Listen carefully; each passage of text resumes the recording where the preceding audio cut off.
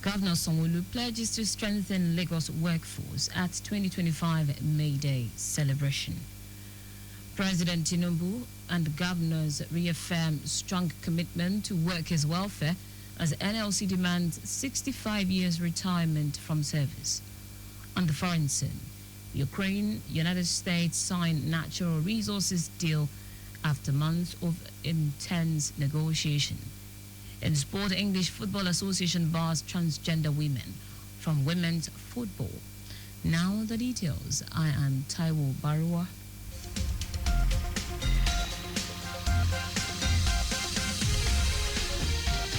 Workers in Lagos State have joined others across the world to mark the 2025 International Workers' Day. Was the theme, reclaiming the civic space in midst of economic hardship. Speaking at the event held at the Mobolaji Johnson Arena, Onikon, Lagos State Governor Babajide Sanwo-Olu, who adopted all the requests brought forward by labor unions, recommitted to strengthening its workforce and ensuring more robust public service, with the promise to ensure next year's May Day celebration will be held at the rehabilitated National Stadium in Surulere. I want to thank you all.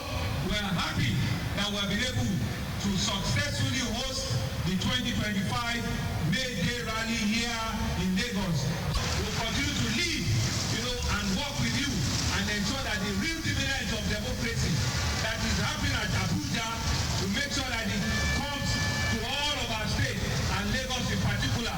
Don't mind the rain. It is God that has come to bless us. The State Commissioner for Establishment and Training, Afolabi Ayotayo, and the Head of Service, Bode Aguru, both commended workers in the state and reeled out the various initiatives and interventions of the Sanwo-Olu administration to improve staff welfare and provide a conducive environment for them to operate. The chairman, Nigeria Labour Congress, Fumilayo Sesi, who commended the state government for prioritizing security and the welfare of workers, payment of 85,000 naira minimum wage, and the consequential adjustment, urged the Sanwo-Olu administration to reconsider workers in other agencies and parastatals in the implementation of the minimum wage to ease their economic plight. We will continue to collaborate with Mr. Governor and the government to address the need of our members. And we thank you, sir, Mr. Sanwo-Olu, for always operating an open door policy and giving us a listening ear. We appreciate the effort of the state at caring for the workers of Lagos and looking after the welfare of the people that are the wheels of progress of the state. We commend the state government for its visible strides in infrastructure, especially the completion of the red and blue rail lines. While commending workers in the state for their doggedness and resilience, the chairman, Trade Union Congress TUC, Lagos chapter, Minga Kondayo, urged the federal government to give Lagos a special status and more allocation because of its teeming population, to deliver more infrastructure to residents, as he enjoined Lagosians to pay their taxes promptly. Our correspondent, Adiola Akindele, reports that the workers defied the rain to observe a march past as different labor unions in the state wore customized T-shirts with cap as well as Ankara of different colors.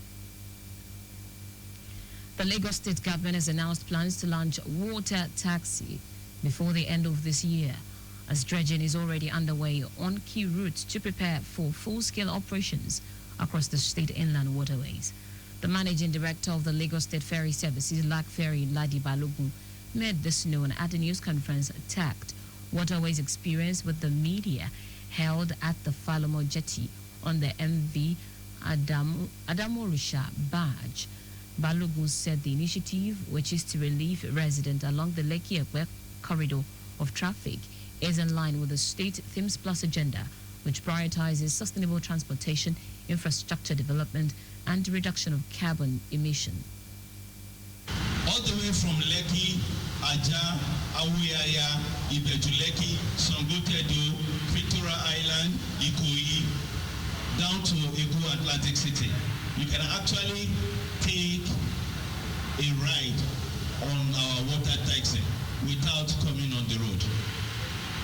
This introduction of the water taxi has gotten the approval of Mr. Governor, and we have the regulatory approval from LASWA and of course the NEWA. We want to give it to our people to experience what they used to experience when they are abroad. We want to tell them that this is doable and it can be done in Lagos as well.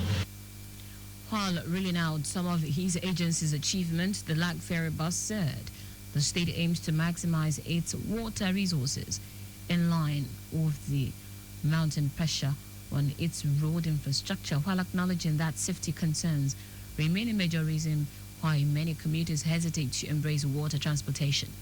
Also speaking, the General Manager, Lagos State Waterways Authority, LASWA, Damlola Emmanuel, who was represented by Mr. Ibrahim Famuyiwa, maintained that safety protocols will continue to be adhered to boost public confidence, helping passengers feel more at ease once on board the ferries, noting that over 3 million passengers have been transported across Lagos waterways in the last 5 years. A lot has been done in the area of commuter services, in the area of charter services, in the area of even boosting tourism on the Lagos inland waterways. And we are not resting on our oars, like they have said. We are looking at the future, and the future is more sustainable, more resilient, and as a matter of fact, the future is electrified.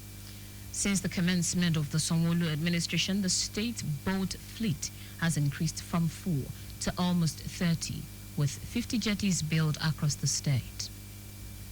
The Lagos State Task Force has impounded 139 motorcycles as part of its continued effort to enforce traffic laws in the metropolis.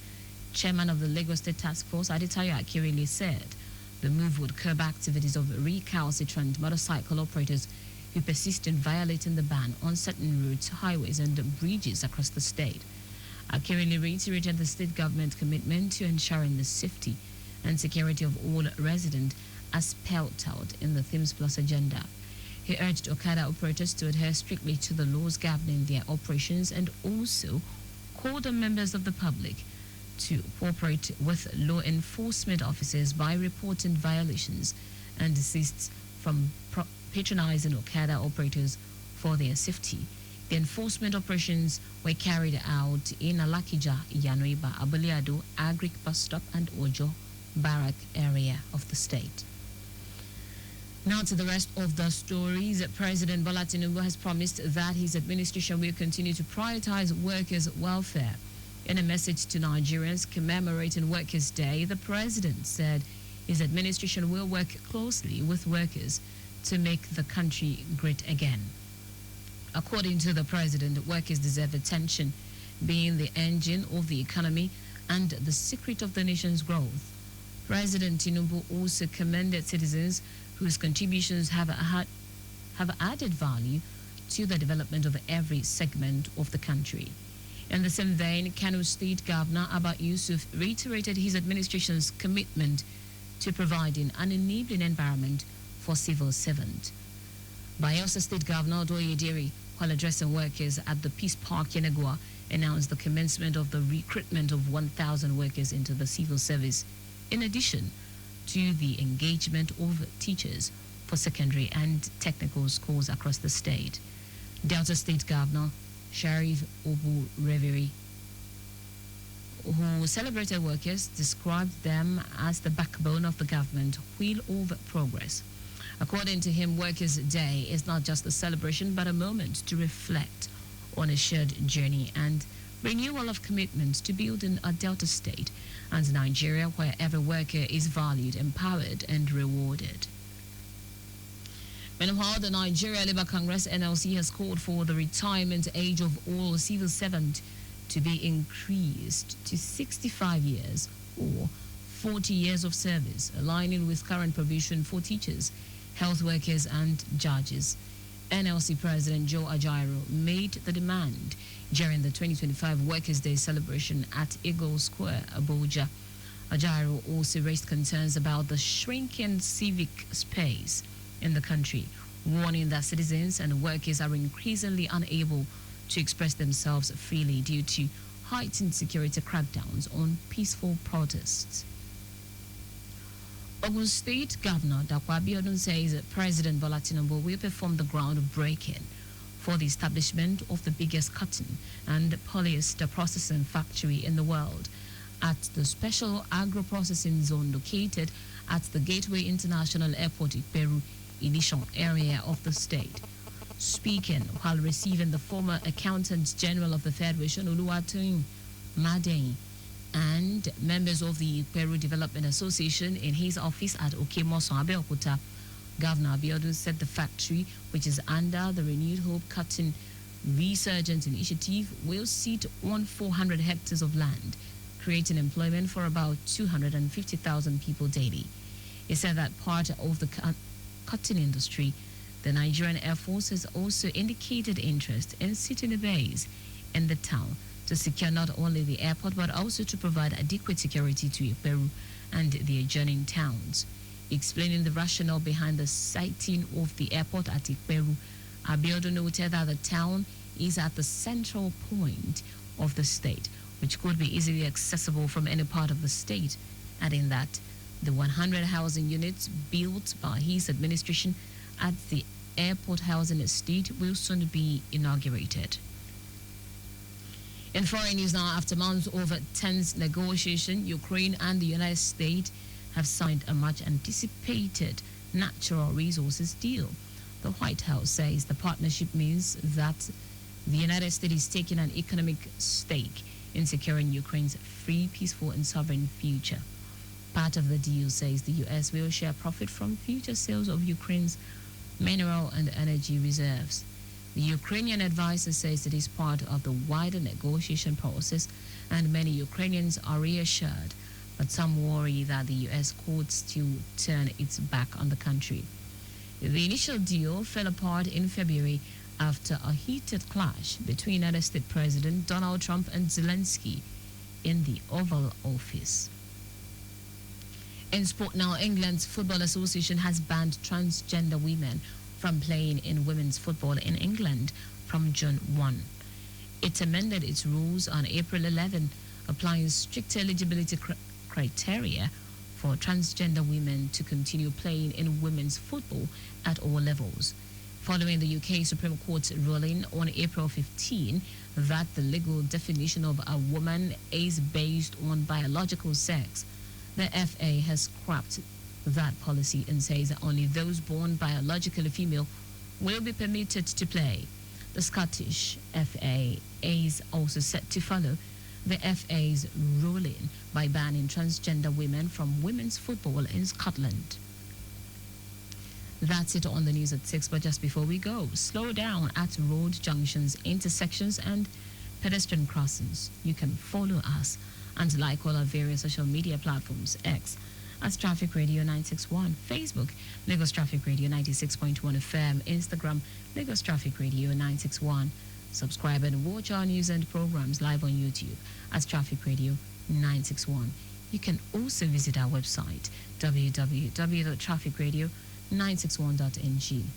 Did you know that the Sanwo-Olu administration introduced the Lagos Economic Acceleration Program, LEAP, to reduce the effect of the COVID-19 pandemic on small businesses? You can get more details on the Lagos State Government website. To end the news, here are the highlights of the major stories.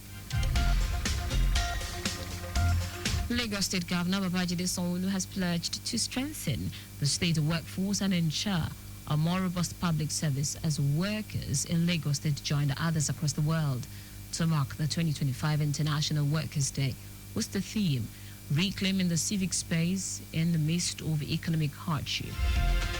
President Bola Tinubu's state governors have made commitment to continue to prioritize workers' welfare, just as the Nigeria Labour Congress NLC called for the retirement age of all civil servants to be increased to 65 years or 40 years of service, aligning with current provisions over teachers, health workers, and judges. We also told you that after months of tense negotiation, Ukraine and the United States have signed a much-anticipated natural resources deal. Finally, in sport, England's Football Association has banned transgender women from participating in women's football in England from June 1. For contact with the newsroom, send a message to info@trafficradio961.ng. That ends the news broadcast compiled by Adiola Akindele. I am Taiwo Baruwa. Thank you for listening. Good evening.